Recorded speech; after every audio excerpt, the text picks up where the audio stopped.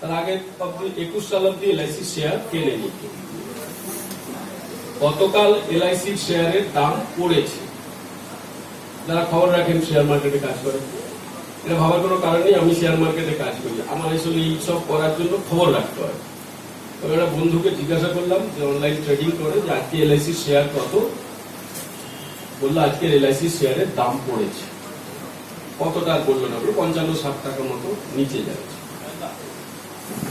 চালুই করেছিল এলআইসির শেয়ার কম পয়সা, কম দাম,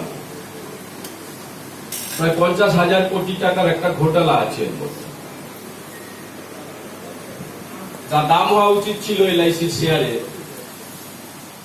সেটাকে এমবেডেড ভ্যালু বলেন, যা বলেন, এই অর্থনীতির অনেক কচকচি ভাষা আছে, তার মধ্যে না গিয়ে যদি আপনি সহজ ভাষায় বলছেন, এলআইসির মোট যা সম্পদ আছে সেই সম্পদকে ধরে একটা ভ্যালু তৈরি করা। বুকসের হিসেব বলে একটা কথা আছে ব্যবসাতে। বুকসে কি দেখাচ্ছিস বলে সবাই, কথা বললে বুঝতে হবে। বুক ভ্যালুটা অত্যন্ত গুরুত্বপূর্ণ এসব শেয়ার ফেয়ারের। আমাদের এলআইসির যে বুক ভ্যালু হওয়া উচিত ছিল, দেশের সরকার এবং এলআইসির আধিকারিকরা সেই বুক ভ্যালুকে অনেকটা কমিয়ে দিয়েছে। কিভাবে কমিয়েছে? হিন্দুস্তান যে বিল্ডিংটা দেখেন আমাদের এখানে, জোনাল অফিস যেটা আছে, এইটা এলআইসিতে এর কত দাম আছে আপনাদের ধারণা কি? কত টাকা হতে পারে ওটা? 1 টাকা দাম দেখানো আছে, কিন্তু প্রপার্টিটার দাম কত হতে পারে? অন্তত 150 কোটি মিনিমাম, আজকের বাজার মূল্য ধরলে কমিয়ে দেবে। তো এখন কথা হচ্ছে, এমনিতেই কম দামে এলআইসির শেয়ার বাজারে ছাড়া হলো, তার পেছনে কি কোনো পলিটিক্স নেই? আছে। আর সেই পলিটিক্সটাই হচ্ছে এখনকার সারা পৃথিবীতে যে কথাটা বলা হচ্ছে, আপনার একটু রাজনীতির গন্ধ থাকলেও মানতে হবে, তার নাম হচ্ছে ক্রোনি ক্যাপিটালিজম, ধান্দার ধনতন্ত্র। এই ইকোনমিতে ম্যানুফ্যাকচারিং কোনো কনসেপ্ট নেই, এই ইকোনমিতে চাকরির কোনো কনসেপ্ট নেই, এই ইকোনমিতে, এই অর্থনীতির ব্যবস্থাতে মানুষের কল্যাণের সঙ্গে যুক্ত যে যে জিনিসগুলো যুক্ত আছে, এগুলো কোনোটা নেই, থাকবে না। আমাদের দেশের সরকার, যে সরকারই হোক,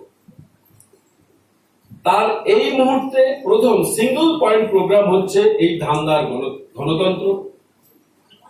2 নম্বর পয়েন্ট হচ্ছে ভারতবর্ষের মোট যা সম্পদ আছে, সেই সম্পদে আপনার এলআইসির গড়িয়াহাট ব্রাঞ্চের যারা এজেন্ট আছেন, তাদের যে সম্পদ, সব সম্পদ, এই সম্পদকে একটা নির্দিষ্ট অংশের মানুষের হাতে তুলে দেওয়া, আর ভারতবর্ষের মানুষের জন্য যে যে কল্যাণমূলক প্রকল্পগুলো আছে সেগুলোকে আস্তে আস্তে সংকুচিত করে। তাহলে আমাদের দেশের সরকারের প্রথম টার্গেট হচ্ছে ধান্দার গণতন্ত্র। মেক ইন ইন্ডিয়া স্লোগান থাকতে পারে, কিন্তু ভারতবর্ষে ম্যানুফ্যাকচার কিছু হবে না। ভারতবর্ষের কয়লা ব্লক, খনি না ব্লক বিক্রি হবে। খনি আর ব্লকের মধ্যে পার্থক্য আছে। একটা ব্লক মানে কয়েকটা খনি নিয়ে একটা ব্লক হয়, কয়লা কোল ব্লক বলে, কোল ডিপার্টমেন্ট। আর একটা খনি মানে খনি, ছোট, আপনি জায়গায় গেলে ওখানে খনিতে কয়লা তোলা হচ্ছে। এই যে কোল ব্লক, এই যে গোদাবরী, কৃষ্ণা গোদাবরী বেসিনের তলায় গ্যাসের ব্লক, বক্সাইটের ব্লক উড়িষ্যায়, থোরিয়ামের যে ব্লক আছে তামিলনাড়ুতে, বেদান্ত গ্রুপ যে মালিক এখন, ভারত সরকার না। থোরিয়াম মানে হচ্ছে ইউরেনিয়ামের ঠিক তলায়। যদি নিউক্লিয়ার রিঅ্যাক্টর তৈরি করতে হয়, তাহলে ইউরেনিয়াম যতটা লাগে তার থেকে থোরিয়াম একটু বেশি লাগে। এপিজে আব্দুল কালাম সাহেব রাষ্ট্রপতি যখন ছিলেন, এটা এক্সারসাইজ করে দেশের সরকারকে বলে গেছিলেন, এই থোরিয়াম দেশের মধ্যে রাখো। তাহলে দেশের সব সম্পদ, সেই সম্পদের মধ্যে আপনার এলআইসির সম্পদও যুক্ত, তা পুরোটা ভারত সরকার নিজের হাতে না রেখে বিক্রি করে দেবে। তার মানে এটা হচ্ছে ক্রনিক ক্যাপিটালিজম, ধান্দার গণতন্ত্র। গণতন্ত্র, ইকোনমি। আমাদের দেশের খনিতে লোকেরা কাজ পাবে, দাস হিসেবে। এই একটা 1 নম্বর পয়েন্ট দেশের সরকারের কথা। 2 নম্বর পয়েন্ট হচ্ছে যে ভারতবর্ষের মানুষের জন্য যে কল্যাণমূলক প্রকল্পগুলো চালু আছে তার মধ্যে এলআইসির যে কনসেপ্ট আছে সেটা কল্যাণমূলক প্রকল্পের মধ্যে পড়ে। আর যা আছে সেগুলোকে আস্তে আস্তে সংকুচিত করে। এটা করতে গিয়ে দেশের সরকার এখন যেমন কয়লা বেচে, দেশের সরকার এখন যেমন জল বেচে, আকাশ বেচে, মাটির তলার সম্পদ বেচে, ঠিক একইভাবে এলআইসির সম্পদ বিক্রি করার পরিকল্পনা করেছে। এটা কোনো বিচ্ছিন্ন আলাদা ঘটনা না। এটা আমাদের প্রথমে নিজেদেরকে বুঝতে হবে যে এলআইসির শেয়ার বিক্রিটা বোধহয় বিএসএনএল এর শেয়ার বিক্রির থেকে আলাদা কিছু, তা না। বিএসএনএল বিক্রি হয় আকাশ বেচার জন্য, দেশের আকাশ যা আছে তা বেচে দেবে। আকাশে যে তরঙ্গ যায় সেই তরঙ্গ মালিক ভারত সরকার, বিএসএনএল তার মালিক, তার ইনফ্রাস্ট্রাকচার বিএসএনএল। সেই বিএসএনএল এর সমস্ত কিছু বিক্রি হচ্ছে মানে ভারতবর্ষের আকাশ বিক্রি হয়ে যাচ্ছে, নদীর জল বিক্রি হয়। আমরা খুব এলআইসির এজেন্ট, আমাদের এত জানানো দরকার নেই, প্রয়োজন নেই যে নদীর জলকেই করে আবার বিক্রি করবে কেন। বন্দর বিক্রি হয়, মাটির তলার সম্পদ সবাই জানি আমরা বিক্রি হচ্ছে, ঠিক মাটির ওপরে যে বনজ সম্পদ সেও বিক্রি হচ্ছে। এখন তার মধ্যে এই যে এলআইসির শেয়ার বিক্রি হচ্ছে, যদিও সরকারের 5% একটা অংশ ওরা বিক্রি করছে, কিন্তু আমাদের মাথায় রাখতে হবে 95% শেয়ারের মালিক হচ্ছে দেশের জনগণ, দেশের সরকার না। সেই কারণে এলআইসি একটা অটোনমাস বডি। সেই কারণে ওরা চাইলেই এখন এই যে পার্সেন্টেজটা বিক্রি করতে চাইছে সরকার তার নিজেরটা, তার বাইরেও যেতে পারছে না। 56 সালের যে আইনের বলে এলআইসি তৈরি হয়েছিল, তখনকার রাষ্ট্রনায়কদের দিয়ে তৈরি করা, সেই আইন পুরোটা না পাল্টালে ওরা কোনোদিন এলআইসির 95% শেয়ার বেচতে পারবে না। আর এটা জেনে রাখুন, এটা কখনোই সম্ভব না, কারণ ভারতবর্ষের এই অটোনমাস বডির এলআইসির যে অ্যাক্ট আছে সেই অ্যাক্ট পার্লামেন্টে চেঞ্জ করাটা অত্যন্ত কঠিন ব্যাপার, পারবে না। আমাদের ভয়ের জায়গা কোথায়? এলআইসির এজেন্টদের ভয়ের জায়গাটা কোথায়? আমাদের ভয়ের জায়গাটা হচ্ছে এই যে শেয়ার বিক্রি করলো দেশের সরকার, তার আগে যে এফডিআই হাইকটা করেছিল দেশের সরকার, তাতে ওদের কাছে প্রধান মুখ্য বিষয়টা হচ্ছে, যেটা বুঝতে হবে আমাদের, ওরা এলআইসি কে অন্য 5টা বীমা কোম্পানির সমতল জায়গায় আনতে চায়। ব্যাপারটা বোঝা গেল? এলআইসির একটা অশোকস্তম্ভ স্ট্যাম্প আছে, এলআইসির সভরেন গ্যারেন্টি আছে যে এলআইসি যদি কোনোদিন বেল আউট হয়ে যায়, উঠে যায়, তাহলে দেশের সরকার বোনাস সহ পলিসি হোল্ডারদের টাকা ফেরত দিতে বাধ্য থাকবে। 56 সালের আইন ও পাল্টাতে পারেনি, পাল্টানোর জন্য প্ল্যান করেছিল। স্ট্যান্ডিং কমিটিতে লিকাওয়ের নেতা বাসুদেব আচারিয়া আর পিজি দিলীপ, তার সঙ্গে লিকাওয়ের অন্যান্য লোকেরা গিয়ে বলেছে এই জিনিস পাল্টানো যাবে না, পাল্টাতে পারবে না। আমাদের সর্বভারতীয় সভাপতি সেই বিষয়ে দেশের সরকারকে ক্লিয়ার করে দিয়েছে, পারবে না। কিন্তু আমাদের প্রশ্নটা এই জায়গায়, এই যে ওরা বলছে এখন দেখবেন পলিসি করতে গেলে বলছে যে এলআইসিটা এখন প্রায় কিছুটা বেসরকারি হয়ে গেছে, বলে তো। এইটা যখন বলবে তখন ওনাকে বলে দিতে হবে, আমাদের বলতে হবে এলআইসি কোনোদিন বেসরকারীকরণ হবে না, হতে পারে না। কারণ আপনি এলআইসির মালিক, যে পলিসি হোল্ডারের কাছে আপনি গেছেন তাকে বলবেন এলআইসির একটা মালিকের নাম আপনার নাম। ভারতবর্ষের 42 কোটি পলিসি হোল্ডার আছে, 42 কোটি এক্স্যাক্টলি ফিগারটা না, ফিগারটা হয়তো 30-32, কিন্তু ওই একজন দুটো করে তিনটে করে ইত্যাদি করে মোট পলিসি হোল্ডার যা আছে সেটা 42 কোটি। এরা হচ্ছে এলআইসির 95% এর মালিক। ওদের টার্গেট হচ্ছে ধান্দার যে অর্থনীতি, তার টার্গেট হচ্ছে যাতে এলআইসি প্রতি বছর যে প্রথম হচ্ছে এই প্রথম না হতে পারে, তার জন্য এর বিভিন্ন রকম আক্রমণ করে। এফডিআই হাইক করেছে, আইপিও বিক্রি করার প্ল্যান করেছে। ধরুন এখন যে পলিসির কথা বেশিরভাগ বলছে তার 70% এর টার্গেট হচ্ছে সিঙ্গেল প্রিমিয়াম জমা দেওয়া। 70%। এই 70% এর সিঙ্গেল প্রিমিয়াম জমা দেওয়ার মানে যদি আমরা বেশি এটা করতে পারি, করতে যাই, তাহলে এক ক্ষতি আপনার একটা ওই কি বলে কমিশন আপনি একবারে পাবেন, তাই তো সবাই আমরা জানি। কিন্তু ট্র্যাডিশনাল পলিসিগুলোতে যে কমিশনের স্ট্রাকচার আছে সেটা আমাদের ক্ষেত্রে কিছুটা ভালো, যদিও এই কমিশনের আইন 38 সালে তৈরি হয়েছিল। 1938 সালে আপনি কি কমিশন পাবেন সেটা তৈরি হয়েছে। 56 সালের যখন আইন তৈরি হয় তখন কিন্তু কমিশন নিয়ে কোনো কথা বলা নেই, ওটাকেই ধরে লিখে দিয়েছে 38 সালের কমিশন স্ট্রাকচার যা আছে। তো 38 সালের কমিশন স্ট্রাকচার দিয়ে আপনি 2022 সালে বসে ব্যবসা করছেন, সেটা পরে আসছে। এখন এই যে ওরা সমান করার ভাবনাটা করেছে, যেটা ওরা প্রথম আইআর দিয়ে করে কিছুটা করেছিল, যে কেউ বীমা ব্যবসা করলে তাকে 100 কোটি টাকা জমা রাখতে হবে। এলআইসি 5 কোটি দিয়ে শুরু হয়েছিল, তারপরে আবার 95 কোটি টাকা দিয়েছে ওই আইআর দিয়ে যেতে।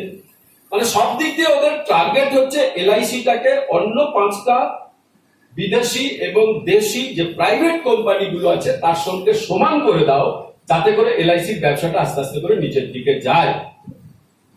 এটাকে মাথার মধ্যে রাখলে আপনার বুঝতে অসুবিধে হবে না যে এলআইসি কে ওরা কিছুতেই বেসরকারীকরণ করতে পারবে না, কিন্তু ওদের টার্গেট হচ্ছে এলআইসি রুগ্ন হোক।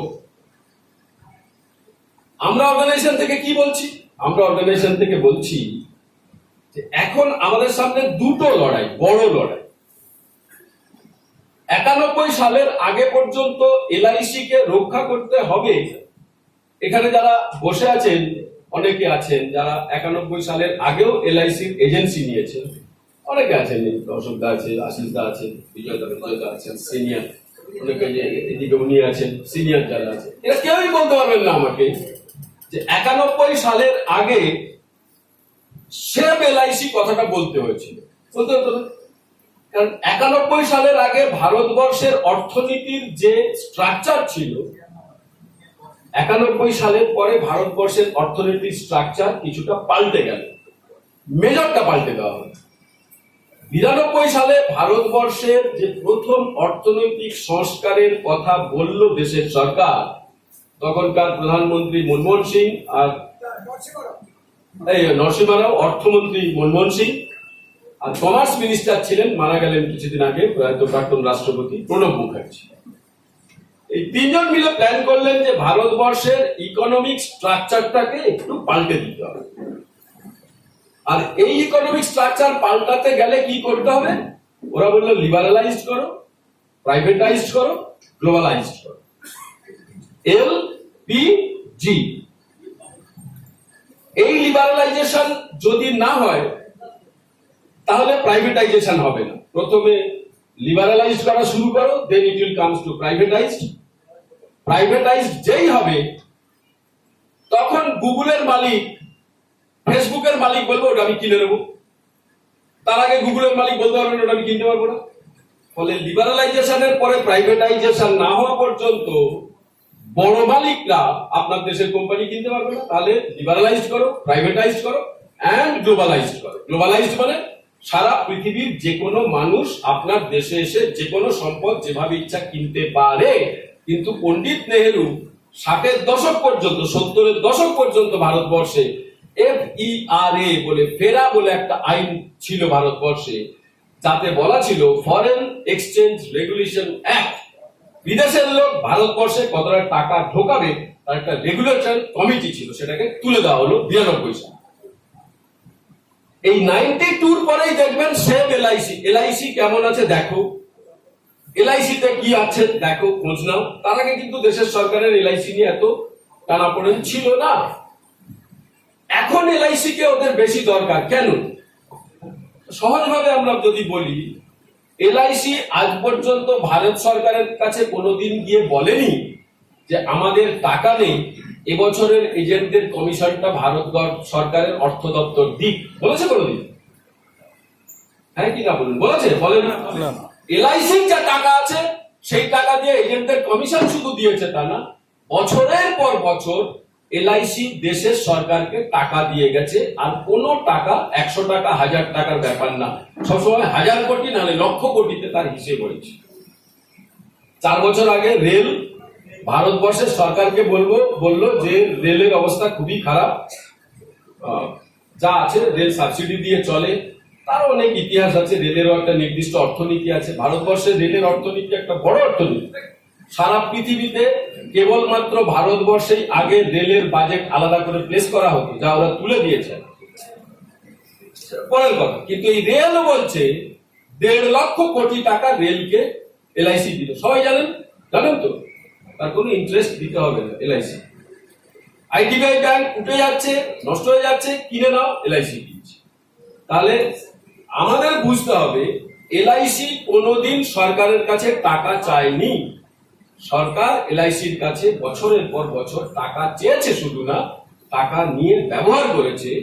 আর ধান্দার অর্থনীতিতে যদি চলেন আপনি, যেখানে ম্যানুফ্যাকচারিং থাকবে না, যেখানে ভারতবর্ষের মানুষের জীবনের মানের উন্নয়নের কোনো কথা থাকবে না, যেখানে ভারতবর্ষের উৎপাদন ব্যবস্থাটাকে টিকিয়ে রাখার জন্য কেবলমাত্র কতগুলো বড় কোম্পানি ছাড়া আর কেউ থাকবে না, যেখানে কৃষিকেও পর্যন্ত কর্পোরেটদের হাতে তুলে দেওয়া হবে, সেই অর্থনীতির প্রধান স্তম্ভ হয় কেবলমাত্র বেচো আর খাও।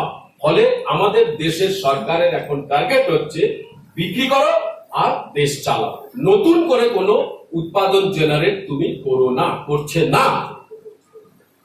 তাহলে আমাদের আজকের দিনে দাঁড়িয়ে যে দুটো লড়াই, তার প্রথমটা হচ্ছে সেভ এলআইসি। আমরা বলছি, তাহলে আমরা 2003 সালে যখন সম্মেলন করি ত্রিবান্দ্রমে, তখন আমরা যখন স্লোগান ঠিক করেছিলাম, প্রথমে লিখেছিলাম সেভ এলআইসি, তারপরে লিখেছি প্রোটেক্ট এজেন্ট।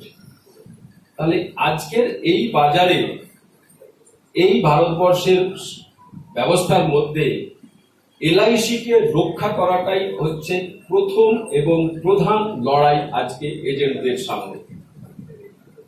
কেন? আপনি এলআইসি রক্ষা যদি না থাকে, আপনি মেডিক্লেমের কার্ডের ডিমান্ড করতে পারবেন। এলআইসি যদি না থাকে, আপনি কোভিড সময় যে অ্যাডভান্স পেয়েছেন তার লড়াই করতে পারবেন। এলআইসি যদি না থাকে, আমাদের বাকি যে অর্থনৈতিক দাবি দাবাগুলো আছে এবং তার সঙ্গে যে রাজনৈতিক দাবি দাবাগুলো আছে, সেগুলো আপনি কোথাও প্লেস করতে পারবেন না। তাহলে প্রথম আপনাকে সংস্থা রক্ষা করতে হবে। সংস্থা রক্ষা থাকলে আপনি এজেন্ট থাকবেন, তখন প্রোটেক্ট এজেন্ট কথাটা আসে, তার আগে আসে না। তাহলে প্রথম লড়াইটা যদি এলআইসি কে রক্ষা করতে হয়, তাহলে গেট মিটিং এ এজেন্টের সংখ্যা বাড়াতে হবে, জোনাল ধর্নায় এজেন্টের সংখ্যা বাড়াতে হবে। পৃথিবীতে কোথাও এরকম নেই আজ পর্যন্ত। সংগঠন শক্তিশালী কেন? তার মাথায় বড় নেতা আছে, হবে না। সংগঠন শক্তিশালী তখন যখন তার সঙ্গে বেশিরভাগ অংশের, সেই প্ল্যাটফর্মের বেশিরভাগ অংশের এজেন্ট পতাকা তলে থাকে। তাহলে এখানে সুস্মিতা দি যে কথা বলেছে সেই কথা এসে যায়। 700 কাজ করে, 250 আমরা মেম্বার। তাহলে 700 এর মধ্যে 250 যদি আপনি ধরেন, তাহলে সেটা 40% এর কাছাকাছি, কি 35-40% এর কাছাকাছি। আমরা 50% কেও এখনো আমাদের অর্গানাইজেশনের মধ্যে নিয়ে আসতে পারছি না। যেটা ডিভিশনের দোষ না, রাজ্যের দোষ না। আচ্ছা, তাহলে কি ব্রাঞ্চের দোষ? তা কার দোষ? আচ্ছা, একটা দোষ কার? দোষটা হচ্ছে আমাদের প্রত্যেকটা এজেন্ট বন্ধু নিজেদের মধ্যে যে কি বলে কমিউনিকেশন, সেই কমিউনিকেশনটা একটা বড় প্রবলেম হয়ে দাঁড়ায় নিজেদের মধ্যে। কেন এই কথাটা বলছি আমি? একটা সুস্মিতা দি কথা বলেছেন, সোজা কথায় জিজ্ঞাসা করেছেন, বাকি 700 জন আমার কাছে আসে না কেন? এত আমরা করি, ঠিকই তো, ওনার মনের প্রশ্নতে কোনো দোষ নেই। কিন্তু আজকের সমাজ ব্যবস্থায়, আজকের এই পারিপার্শ্বিক ব্যবস্থায় খারাপ ভাবে কেউ নেবেন না। পাড়াতে একদিন বলবেন মিস ববিতা ক্যাবারে নাচ করবে, দেখবেন কোনো প্রচার করতে হবে, খালি একটা পোস্টার লাগিয়ে দেবো পাড়ার গেটে ঢোকার মুখে, মিস ববিতার ক্যাবারে। দেখবেন পুলিশ ডাকতে হবে আপনাকে, পারলে পুলিশের বাইরে আপনাকে ওই কি বলে বাউন্সার রাখতে হবে। লোক কন্ট্রোল করার জন্য।